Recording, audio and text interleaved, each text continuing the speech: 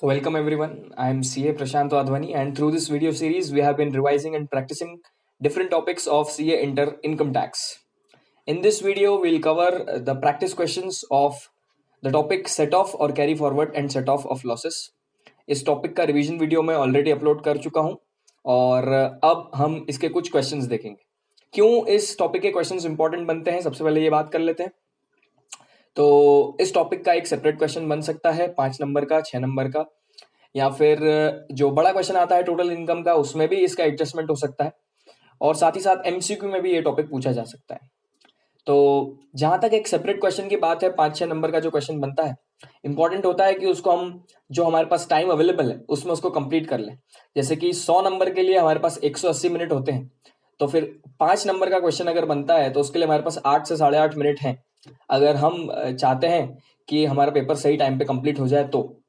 इसलिए जरूरी होता है इस टॉपिक में कि आप क्वेश्चन स्टार्ट कैसे करते हैं. ठीक है, तो क्योंकि इस क्वेश्चन में, इस टाइप के क्वेश्चंस में, सेट ऑफ के क्वेश्चंस में बहुत सारा डेटा आपको दिया होता है, तो आपको कॉन्सेप्ट तो पता है, लेकिन कई बार ये नहीं पता होता है कि किस सीक्वेंस में हमको ये क्वेश्चन सॉल्व करना है, किस तरीके से हमको इस क्वेश्चन को सॉल्व करना है, जिसमें टाइम लग जाता है.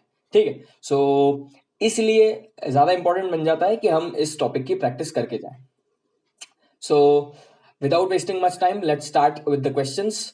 इसके अलावा अगर आप दूसरे मेरे रिवीजन वीडियोस और प्रैक्टिस वीडियोस देखना चाहते हैं तो उसकी लिंक मैं डिस्क्रिप्शन में दे दूंगा. साथ ही साथ टेलीग्राम ग्रुप की लिंक भी मैं डिस्क्रिप्शन में दे देता हूं, ताकि अगर आप कुछ डाउट पूछना चाहें या फिर आप कोई दूसरा टॉपिक है जो आप चाहते हैं जिस पर मैं वीडियो बनाऊं, तो आप मुझे वो बता सकते हैं. साथ ही साथ सारा मटेरियल जो मैं इस सीरीज में यूज कर रहा हूं, जैसे कि प्रैक्टिस शीट वगैरह, नोट्स वगैरह, हैंड रिटन नोट्स, वो भी मैं वहीं पर पोस्ट कर दूंगा. So let's begin. Question number 1. Examine with reference to the relevant provisions of Income Tax Act 1961 whether the following losses deductions can be carried forward claimed by Mr. Sharma. These losses deductions are in respect of the financial year 1920. तो हमको financial year 1920 के मतलब current year के, जिस साल का हमारा examination है, हमारा एग्जामिनेशन के लिए कौन से रेलेवेंट प्रीवियस ईयर है, तो प्रीवियस ईयर 1920 मतलब असेसमेंट ईयर 2021 हमारे लिए रेलेवेंट है. सो इसके हमको लॉसेस और डिडक्शंस दिए हुए हैं और पूछा गया है कि बताओ कि ये लॉसेस डिडक्शंस को कैरी फॉरवर्ड किया जा सकता है या नहीं किया जा सकता है.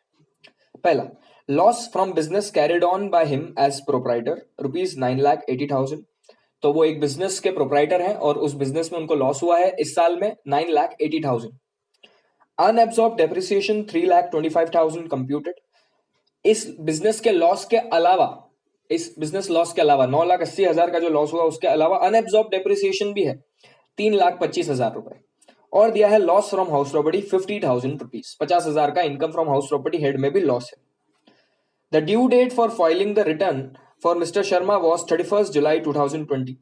जो ड्यू डेट होती है 139 सबसेक्शन 1 में हमको दिया हुआ आता है due date of filing of return, उसमें इनकी ड्यू डेट है 31 जुलाई 2020. मतलब इनका ऑडिट नहीं होता होगा, ये नॉर्मल एसएससी होंगे इंडिविजुअल, इसलिए 31 July 2020. However, he filed the return on 25th September 2020. However, इन्होंने रिटर्न कब फाइल किया है? 25 सितंबर 2020, मतलब कि बाद में ड्यू डेट निकलने के बाद रिटर्न फाइल किया गया है, जिसको हम बिलेटेड रिटर्न भी बोलते हैं, जो कि सेक्शन 139 सबसेक्शन 4 में दिया हुआ है. ठीक है, सो ड्यू डेट थी 31 जुलाई, रिटर्न फाइल किया 25 सितंबर और बिलेटेड रिटर्न फाइल किया गया है. अब हमको बताना है कि ये जो लॉसेस दिए हुए हैं, business loss, unabsorbed depreciation and loss from house property, क्या इसको कैरी फॉरवर्ड किया जा सकता है to the next assessment year. ठीक है, मतलब असेसमेंट ईयर 21-22. तो सबसे पहले प्रोविजन बताएंगे हम कि अगर आप कोई भी लॉस कैरी फॉरवर्ड करना चाहते हैं तो आप रिटर्न फाइल करना पड़ेगा ड्यू डेट के अंदर अंदर. जो ड्यू डेट 139(1) में दी हुई है उसके अंदर ही आपको रिटर्न फाइल करना पड़ेगा, और उस रिटर्न के तहत आप अपना लॉस डिटरमाइन कीजिए और फिर आप वो लॉस को कैरी फॉरवर्ड कर सकते हैं. हाउएवर, अगर आप ड्यू डेट के बाद रिटर्न फाइल करते हैं तो फिर आप लॉस कैरी फॉरवर्ड नहीं कर पाएंगे. ठीक है, ऐसा एक हमारा नॉर्मल प्रोविजन है सेक्शन 80 में. हाउएवर, इसका एक एक्सेप्शन है. एक्सेप्शन ये है कि अगर आपने रिटर्न ड्यू डेट के बाद भी फाइल किया है, रिटर्न बिलेटेड फाइल किया है, ठीक है, ड्यू डेट के बाद रिटर्न फाइल किया है, तो भी दो लॉसेस तो आपके कैरी फॉरवर्ड हो ही सकते हैं. वो है loss from house property and unabsorbed depreciation. तो क्या बोला, ऐसे तो सारे लॉसेस को कैरी फॉरवर्ड करने के लिए, सारे मतलब कौन से, कैपिटल गेन हेड का loss, normal non speculative business का लॉस, स्पेकुलेटिव बिजनेस का लॉस, 3580 स्पेसिफाइड बिजनेस का लॉस, और race horses, owning and maintaining race horses का लॉस अगर आप कैरी फॉरवर्ड करना चाहते हैं तो आपको ड्यू डेट के अंदर अंदर ही रिटर्न फाइल करना पड़ेगा। बट हाउस प्रॉपर्टी हेड का लॉस और अनएब्जॉर्ब डेप्रिसिएशन आपने अगर रिटर्न ड्यू डेट में फाइल नहीं भी किया है तो भी आप उसको कैरी फॉरवर्ड कर सकते हैं, ठीक है। सो इस केस में 9,80,000 का जो बिजनेस लॉस हुआ है, प्रोप्राइटर है जिसके वो तो कैरी फॉरवर्ड नहीं कर पाएंगे क्योंकि ड्यू डेट में रिटर्न फाइल नहीं किया है। But unabsorbed depreciation and loss from house property तो कैरी फॉरवर्ड कर दिया जाएगा। ये थ्योरी क्वेश्चन था। एक बार देख लेते हैं किस तरीके से इंस्टीट्यूट आंसर को प्रेजेंट करता है। सबसे पहले फैक्ट्स ऑफ द केस लिखें कि mister Sharma has furnished his return on 25th September 2020 after 31st July 2020 being the due date specified under section 139(1). Hence the return is a belated return। ठीक है, fact बता दिया कि 31 जुलाई को फाइल नहीं किया उन्होंने, 25 सितंबर को किया, जो कि 31 जुलाई ड्यू डेट के बाद है, इसलिए वो बिलेटेड रिटर्न है। उसके बाद बोला सेक्शन 80 का रेफरेंस देके प्रोविजंस बताएं कि specified losses which have not been determined in pursuance of return of loss filed within the time specified in section 139(1) cannot be carried forward। ठीक है, कुछ स्पेसिफाइड लॉसेस है जो अगर 139(1) में आपने रिटर्न फाइल नहीं किया ड्यू डेट के पहले तो फिर आप कैरी फॉरवर्ड नहीं कर सकते हो। उसमें उन्होंने बताया कि इस स्पेसिफाइड लॉसेस में क्या इंक्लूडेड है, बिजनेस लॉस भी इंक्लूडेड है, ठीक है। बट हाउस प्रॉपर्टी का लॉस और अनएब्जॉर्ब डेप्रिसिएशन उसमें इंक्लूडेड नहीं है। अकॉर्डिंगली तो पहले फैक्ट्स ऑफ द केस बताया, फिर प्रोविजन बताया, और उसके बाद हम केस के साथ प्रोविजंस को जोड़कर कंक्लूजन देंगे। So accordingly business loss of 9,80,000 of mister Sharma not determined in pursuance of return of loss filed with in the time specified under section 139(1) can not B carried forward. तो business loss तो आप carry forward नहीं कर सकते हो। However loss of 50,000 from house property and unabsorbed depreciation 3,25,000 can be carried forward even though Mr. Sharma has filed the return of loss for AY 2021 belatedly। बहुत ही आसान सा क्वेश्चन था, good to start with. But हाँ, ये वाला topic आपसे MCQ में भी पूछा जा सकता है, इसलिए आपको ये सेक्शन 80 ध्यान रखने की जरूरत है। नेक्स्ट क्वेश्चन पे चलते हैं। Question number 2, from the following information furnished for the year ended 31st March 2020 compute the total income of Mr. Arihant for AY 2021 and show the items eligible for carry forward and up to which assessment year। तो ये एक बड़ा question numerical है, ठीक है। ऐसा question अलग से पूछा जा सकता है और 5 से 6 नंबर का क्वेश्चन पूछा जा सकता है। तो ऐसे तो बहुत ही आसान क्वेश्चन होता है, बट इसमें चैलेंज ये है कि आप समय से इसको कैसे खत्म करते हो। तो इस क्वेश्चन में हमको क्या करना है, मिस्टर अरिहंत की टोटल इनकम निकालनी है और बोलना है कि बताना है कि कौन से लॉसेस को कैरी फॉरवर्ड किया जा सकता है और कौन से असेसमेंट ईयर तक कैरी फॉरवर्ड किया जा सकता है, ठीक है। तो कॉन्सेप्ट्स तो हम सबको पता ही है, क्योंकि आई एम अज्यूमिंग कि आप रिवीजन करने के बाद ही ये क्वेश्चंस देख रहे हैं, तो कॉन्सेप्ट तो हम सबको पता है। लेट्स सी कि किस तरीके से इसको सॉल्व किया जाना है। क्या क्या दिया हुआ है हमको, long term capital gain from sale of urban land, long term capital loss on sale of shares STT not paid, long term capital loss on sale of listed shares in recognized stock exchange STT paid both at the time of acquisition and sale। ठीक है, तो ये क्या हुआ, listed shares को recognise stock exchange पे cell किया और एसटीटी पे किया हुआ है परचेज और सेल दोनों के टाइम पे। तो ये लॉन्ग टर्म कैपिटल गेन जो है वो 112A सेक्शन में आते हैं ना, 112A, जिसमें 1 लाख तक का एग्जम्प्ट होता है और उसके ऊपर का 10% से टैक्सेबल होता है, स्पेशल रेट वाला, ठीक है। तो यहां पर तो उनको लॉस हुआ है। Okay, loss from speculative business X, income from speculative business Y, loss from specified business covered under section 35AD, salary income, loss from house property, income from trading business, share of loss from partnership firm as partner, income from owning and maintaining race bulls, race horses नहीं बोला है यहाँ पर, race bulls बोला है, ठीक है। तो स्पेशल पॉइंट है एक, loss from gambling, winnings from card games gross. Okay, following are details of unabsorbed depreciation and brought forward losses. ये सारी करंट ईयर की डिटेल्स के अलावा भी कुछ चीज हमको दी हुई है। ब्रॉट फॉरवर्ड लॉसेस मतलब पिछले साल के लॉसेस, अनएब्सॉर्ब डेप्रिसिएशन मतलब ऐसा डेप्रिसिएशन जो पिछले साल पूरी तरीके से एब्सॉर्ब नहीं हो पाया, इसलिए ब्रॉट फॉरवर्ड करके लाया। Unabsorbed depreciation of 11,000 pertaining to AY 1920, मतलब पिछले साल का डेप्रिसिएशन जो अप्लाई होना, एब्सॉर्ब होना रह गया था. Losses from owning and maintaining of race horses pertaining to AY 1920, पिछले साल के owning and maintaining race horses के losses. And brought forward loss from trading business 8,000 relating to AY 2016-17, AY 16-17 के ट्रेडिंग बिजनेस के लॉसेस 8,000. तो अब इस type के क्वेश्चन को कैसे सॉल्व करना है, तो मैं आपको एक सीक्वेंस बताता हूं जिससे चलेंगे अपन. एक एक हमारे पास पर्टिकुलर सीक्वेंस रहेगा तो शायद वहां पर हमारा टाइम ज्यादा वेस्ट नहीं होगा और हम एक फ्लो में इस क्वेश्चन को सॉल्व कर सकेंगे. तो स्टेप 1 ये करें कि हेड वाइज जितनी भी इनकम्स हैं वो इनकम्स आप नोट कर लें. ठीक है, सो पहले सैलरी हेड, अगर उसमें कुछ इनकम दी हुई है तो वो लिखें. कुछ लाइन छोड़ दें क्योंकि हो सकता है उसमें कुछ लॉसेस आपको सेट ऑफ करने को मिले, तो कुछ लाइंस छोड़ दें. फिर हाउस प्रॉपर्टी हेड, उसमें अगर कोई इनकम है तो वो आप लिखें. फिर कुछ लाइंस छोड़ दें क्योंकि अगर कोई लॉस सेट ऑफ करना हो तो. फिर लिखें profits and gains from business and profession, उसका कुछ प्रॉफिट है, उसकी कोई इनकम है तो वो इनकम लिख लें. फिर कुछ लाइंस छोड़ दें. कैपिटल गेन्स, उसकी इनकम लिखें, कुछ लाइंस छोड़ दें. और अदर सोर्सेस, उसकी इनकम लिखें और कुछ लाइंस छोड़ दें. ठीक है, तो पहले पांचों हेड की हेड वाइज आप इनकम लिख लें और लॉसेस हमको सेट ऑफ करने पड़ेंगे बाद में, उसके लिए आप क्या करें, जगह छोड़ दें. ठीक है, तो सबसे पहले इस क्वेश्चन में सैलरी दिया हुआ है हमको 4 लाख. ठीक है, सो सैलरी 4 लाख, सबसे पहले आप लिखेंगे सैलरी 4 लाख. हाउएवर यहां पर सैलरी लिखा हुआ है, कंप्यूटेड नहीं लिखा हुआ है, मतलब स्टैंडर्ड डिडक्शन हमको देना पड़ेगा. ठीक है, ये सैलरी हेड की इनकम नहीं है, इन्होंने सैलरी दे रखी, तो हमको ध्यान रखना पड़ेगा कि यहाँ पर स्टैंडर्ड डिडक्शन हमको देना है 50,000 रुपए का. ठीक है, अगर यहाँ पर ब्रैकेट में कंप्यूटेड लिखा होता, ठीक है, तो फिर वहां पर हमको स्टैंडर्ड डिडक्शन देने की जरूरत नहीं पड़ती, बट ऐसा कुछ भी नहीं लिखा है, and that is why we will have to give standard deduction 50,000. So salary 4 lakh minus 50,000 rupees, standard deduction comes to 3,50,000.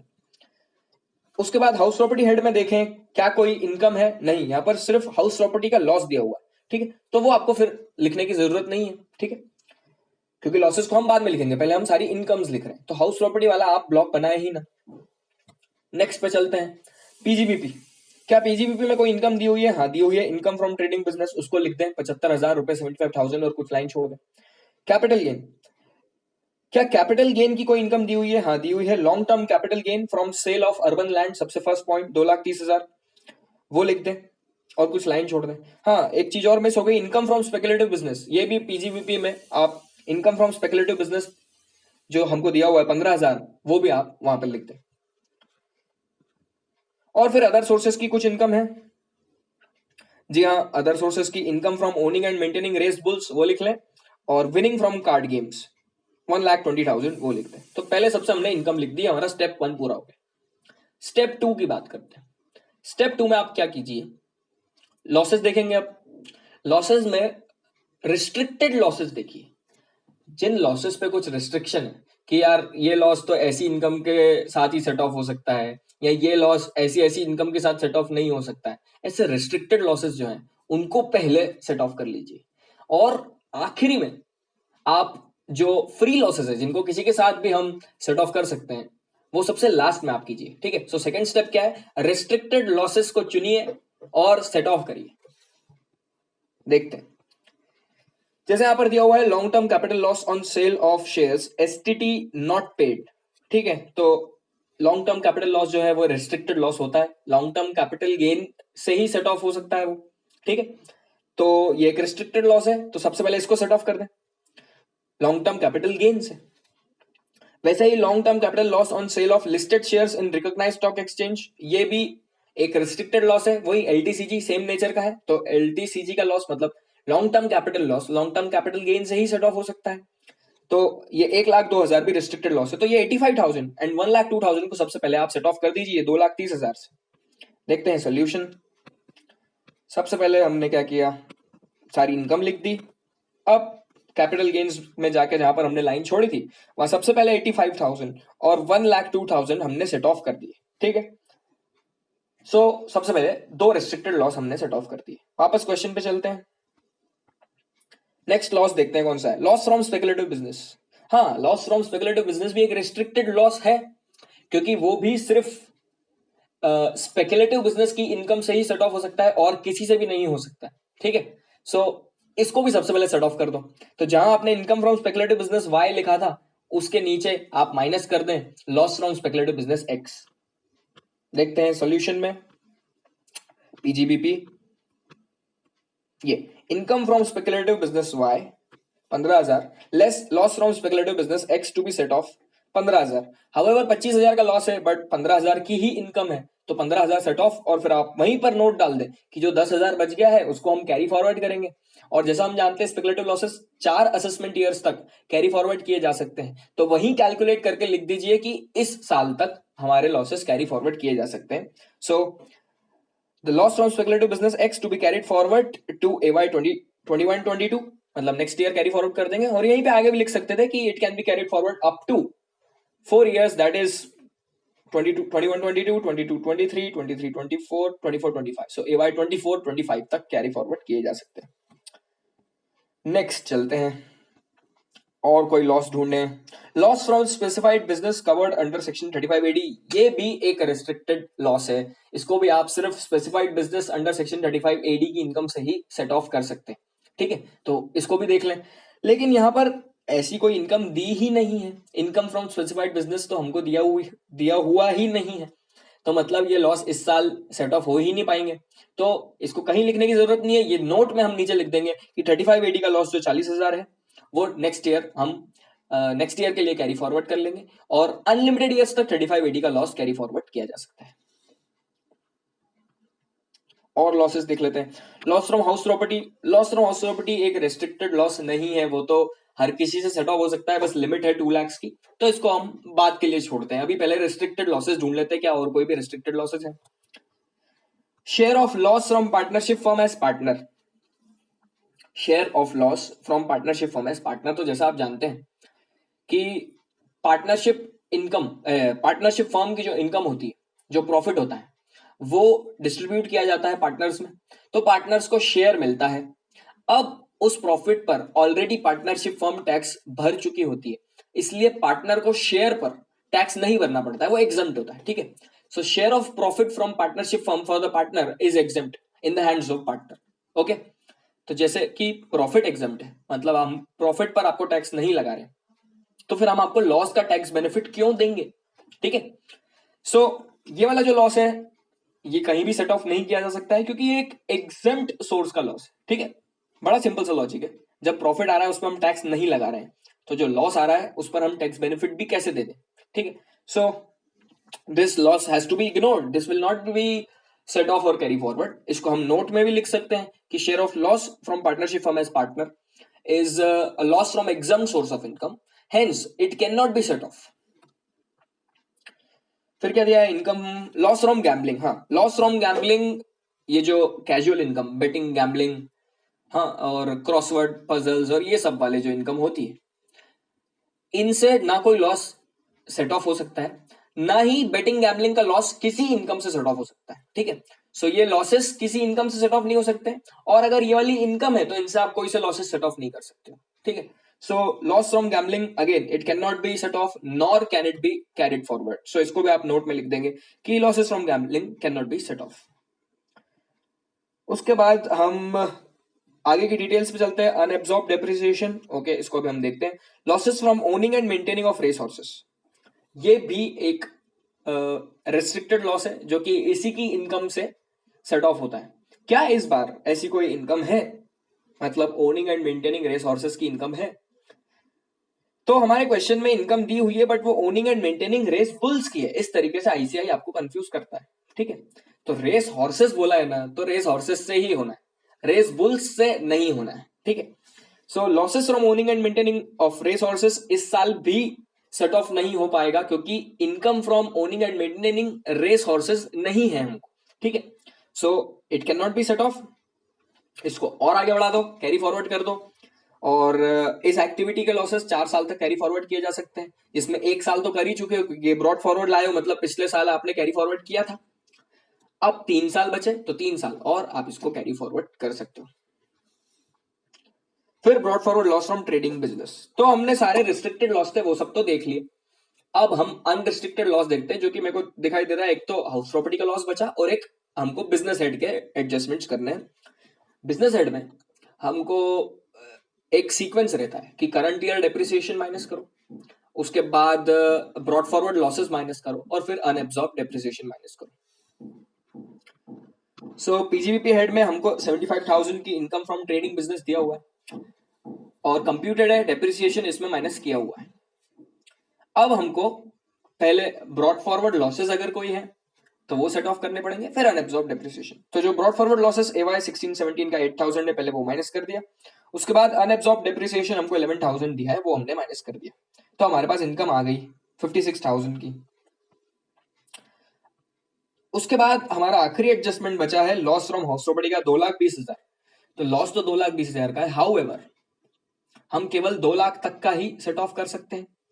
अब इसमें भी हमारे पास चॉइसेस हैं, क्योंकि ये तो किसी भी हेड से हो जाता है। तो देखो हमारे पास सैलरी इनकम बची हुई है, मतलब 3,50,000 की। उसके बाद हमारे पास पीजीबीपी का प्रॉफिट बचा हुआ है 56,000 का। उसके बाद हमारे पास कैपिटल गेन्स बचे हुए हैं 230 माइनस 85 माइनस 1,02,000, मतलब 43,000। हमारे पास सैलरी इनकम भी है, बिजनेस इनकम भी है और कैपिटल गेन्स की इनकम भी है, और income from owning and maintaining of race bulls, ये अदर सोर्सेस की इनकम भी है 50,000। तो ये 2 लाख जो है हम किससे सेट ऑफ करें? तो आपकी चॉइस है, आप किसी से भी सेट ऑफ कर लो। हाउएवर अच्छा होगा कि इसको आप कैपिटल गेन का जो लॉन्ग टर्म कैपिटल गेन है उससे सेट ऑफ पहले कर दें। क्यों? क्योंकि वो स्पेशल रेट है, 20% में है, तो हो सकता है वो हायर रेट पड़ रहा हो। अगर आप लेट्स से कि 5% वाले स्लैब में है तो फिर 20% वो हायर रेट है, तो आप चाहेंगे वो वाली इनकम पहले कम हो जाए। तो लॉन्ग टर्म कैपिटल गेन जितना है पहले उससे सेट ऑफ कर दो, बचा हुआ बाकी में से किसी में से भी कर देना। ठीक, सो इसमें ऐसा ही किया गया है। सबसे पहले लॉन्ग टर्म कैपिटल गेन से ये जितना long term capital gain available था 43,000, तो उतना आपने सेट ऑफ कर दिया। तो 2 लाख आप सेट ऑफ कर सकते हो, 43,000 कैपिटल गेन से कर दिया, बच गया 1,57,000, वो इन्होंने सैलरी हेड से कर दिया। ठीक है, so it is completely your choice. ठीक है, इंटर लेवल पे इतना प्लानिंग पर्पस से देखते नहीं है कि कैपिटल गेन से क्यों नहीं किया और सैलरी से क्यों कर दिया, बट हमको तो ये पता होना चाहिए। ठीक है, so it is your choice. आप हाउस प्रॉपर्टी का लॉस जो है वो कितनी जो भी अवेलेबल इनकम्स है उनसे आप सेट ऑफ कर सकते हैं। हाउएवर अगर स्पेशल रेट ऑफ टैक्स आपको दिख रहा है कि कोई ऐसी इनकम है जिसपे स्पेशल रेट लगता है, 20% लगता है, 30% लगता है, हायर वाला है, खैर 30% तो कैजुअल इनकम है, उससे तो कुछ लॉसेस सेट ऑफ होते ही नहीं है। बट अगर लॉन्ग टर्म कैपिटल गेन दिख रहा है 20% वाला है तो आप उससे सेट ऑफ कर सकते हैं पहले, और बचा हुआ बाकी के हेड से हम सेट ऑफ कर सकते हैं। ठीक है, सो इसका सॉल्यूशन देख लें आप। हमने सारे पॉइंट्स कवर कर लिए हैं।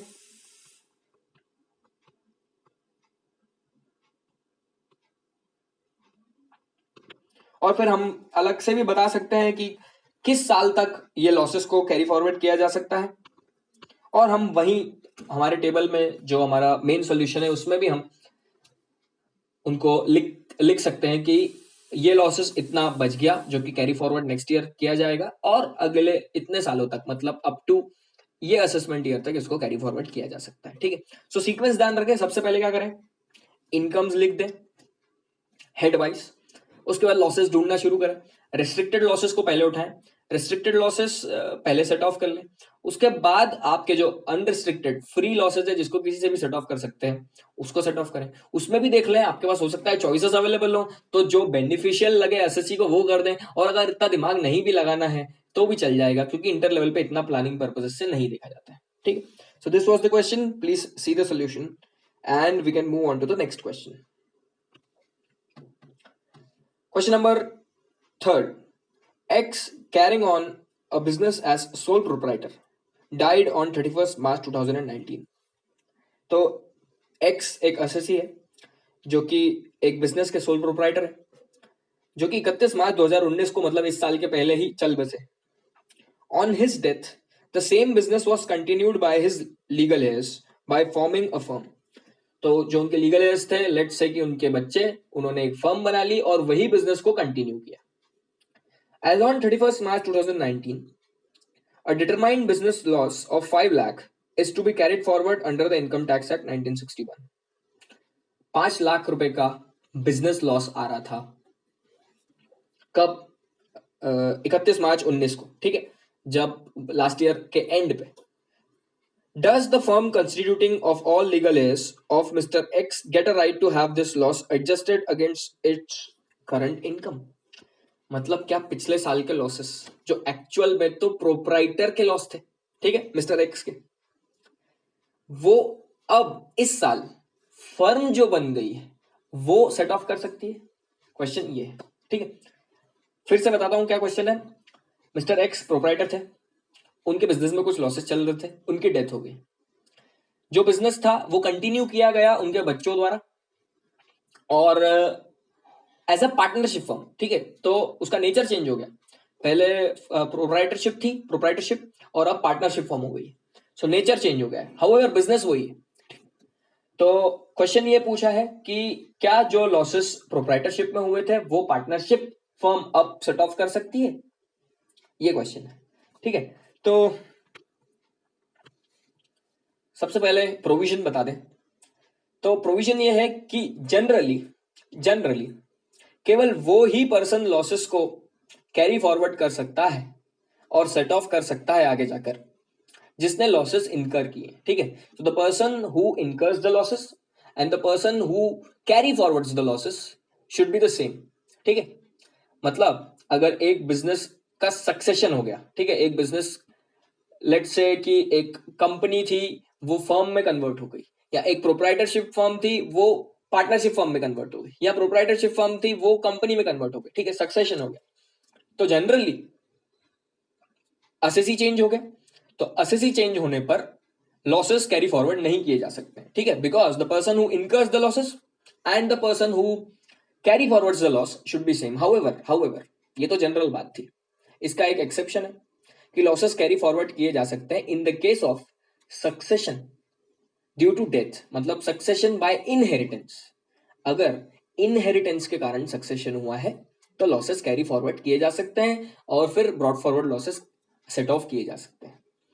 क्या ये वो केस है? हाँ, ये वही केस है. डेथ हो गई, इनहेरिटेंस में लीगल हेयर्स को बिजनेस मिला, मतलब कि ये सक्सेशन बाय इनहेरिटेंस है. That is why although losses तो प्रोप्राइटरशिप फर्म के थे बट ये पार्टनरशिप फर्म भी है जो वो लॉसेस को ब्रॉड फॉरवर्ड करके सेट ऑफ कर सकती है, ठीक है. पढ़ के देखते हैं. According to the provisions of Income Tax Act 1961, the loss can be carried forward and set off only against the profit of the assessee who incurred the loss. केवल वही इंसान कैरी फॉरवर्ड और सेट ऑफ कर सकता है जिसने इनकर किए थे. That is, only the person who has incurred the loss is entitled to carry forward and set off the same. मतलब ये पैसिव वॉइस एक्टिव वॉइस कर दिया इन्होंने, वही चीज उल्टी घुमा के वापस लिख दी.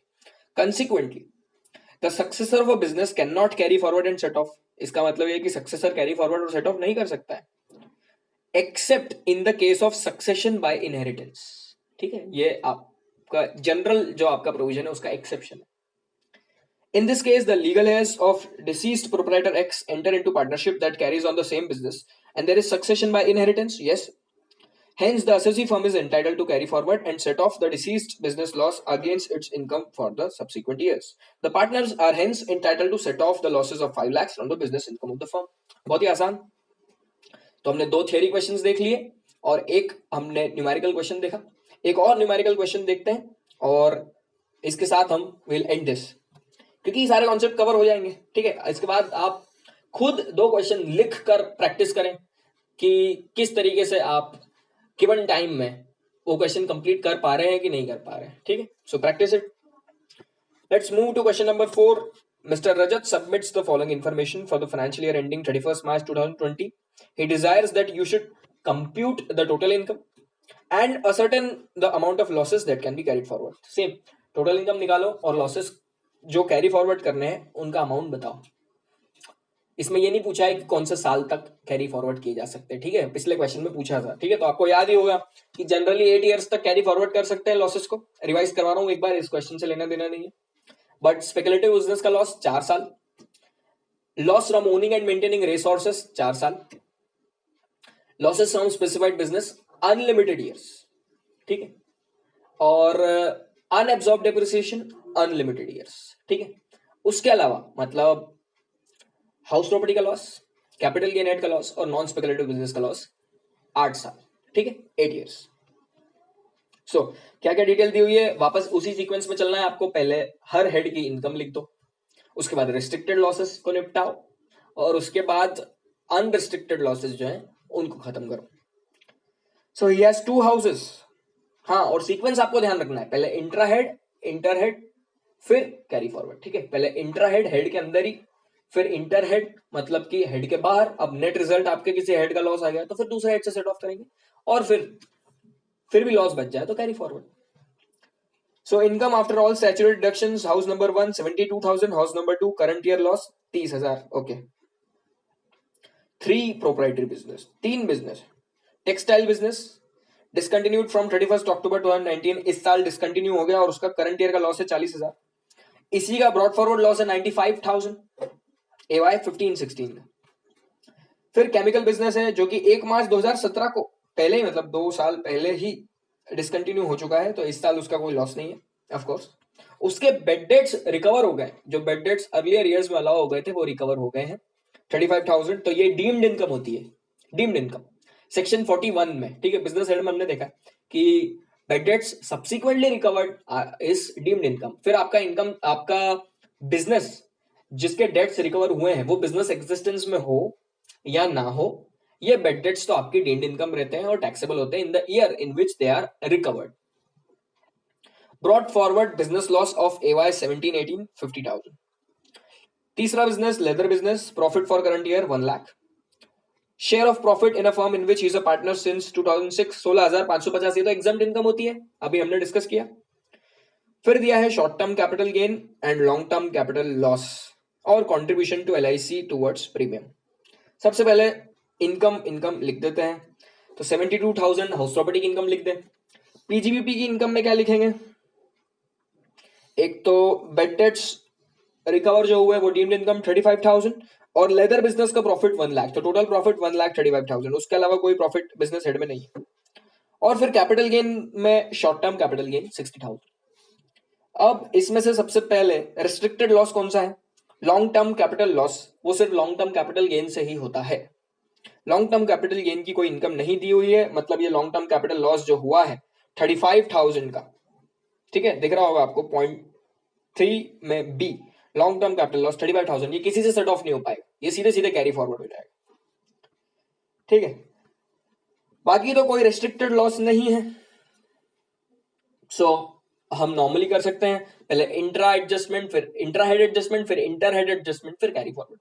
तो intra head, house number 1 house number 2, तो 30,000 आप 72,000 में से 72,000 में से लेस कर दें, ठीक है। So income from house property आ गया आपका। फिर profits and gains of business profession में आपकी इनकम 1,35,000 हो गई, इसमें से आप लॉसेस सेट ऑफ करें, कौन कौन से, सबसे पहले जो करंट ईयर का लॉस होता है सबसे पहले, फिर ब्रॉड फॉरवर्ड लॉसेस, एक सेकंड, सबसे पहले current year depreciation and then brought forward losses and then last unabsorbed depreciation. So सबसे पहले ये करंट ईयर का जो लॉस है 40,000 वो माइनस कर देंगे, फिर brought forward loss of AY 15-16 है वो माइनस कर देंगे 95,000, तो 95,000 प्लस 40,000 1,35,000, तो यही हो गया, यहीं पे खत्म हो गई बात। तो बचा हुआ जो लॉस है केमिकल बिजनेस का AY 17-18 का 50,000, इसको हम कैरी फॉरवर्ड कर देंगे, ठीक है, क्योंकि अब प्रॉफिट सफिशिएंट नहीं है इसको सेट ऑफ करने के लिए। So current year loss minus कर दिया, फिर brought forward losses textile business के माइनस कर दिए और बचा हुआ कैरी फॉरवर्ड कर दिया। ग्रॉस टोटल इनकम निकाल दिया हमने, 1,02,000 आ गया, उसमें से चैप्टर 6 का डिडक्शन देना है। अब हमको दिया है contribution to LIC towards premium 10,000, ठीक है।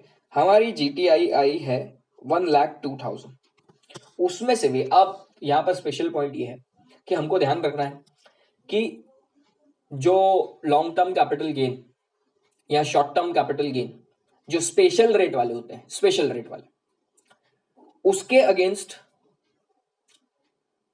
चैप्टर 6 का डिडक्शन नहीं मिलता है।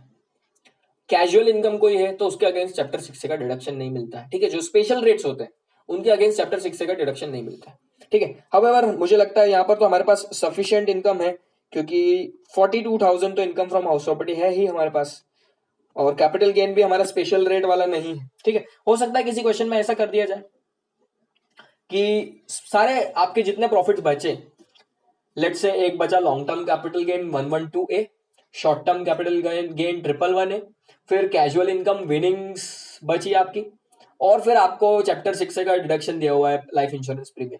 क्या आप डिडक्शन दे पाएंगे? नहीं दे पाएंगे।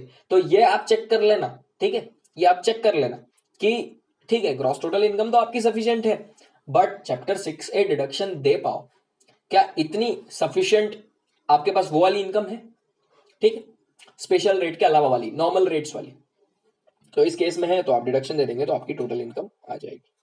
So these were the 4 questions, ठीक है। इसके अलावा आप मॉड्यूल के क्वेश्चंस कर लें, इलस्ट्रेशंस कर लें, एक्सरसाइज में भी अच्छे क्वेश्चन है। जो केस अभी मैंने बात करी कि आपके पास स्पेशल रेट की इनकम ही बची और रिडक्शन देना है, नहीं दे पाओगे, इस टाइप का क्वेश्चन भी मॉड्यूल में है। तो आप प्रैक्टिस करें, और काफी आसान सा टॉपिक है। 2-3 क्वेश्चन 4 क्वेश्चन आप प्रैक्टिस कर लेंगे, 2 क्वेश्चन भी आप लिख के प्रैक्टिस कर लेते हैं और बाकी क्या आप कैलकुलेटर पे कर लेते हैं या सिर्फ सोल्यूशन देख लेते हैं तो भी सफिशिएंट होगा मुझे लगता है। बट फिर भी 2 या 3 क्वेश्चन तो आपको नोटबुक पर पेन से करना ही चाहिए, ताकि एक फ्लो बन जाए, आपको पता रहे कि किस ऑर्डर में मेरे को सेट ऑफ करने हैं, ठीक है। So this was the practice video for the topic of set off or carry forward and set off of losses. Thank you.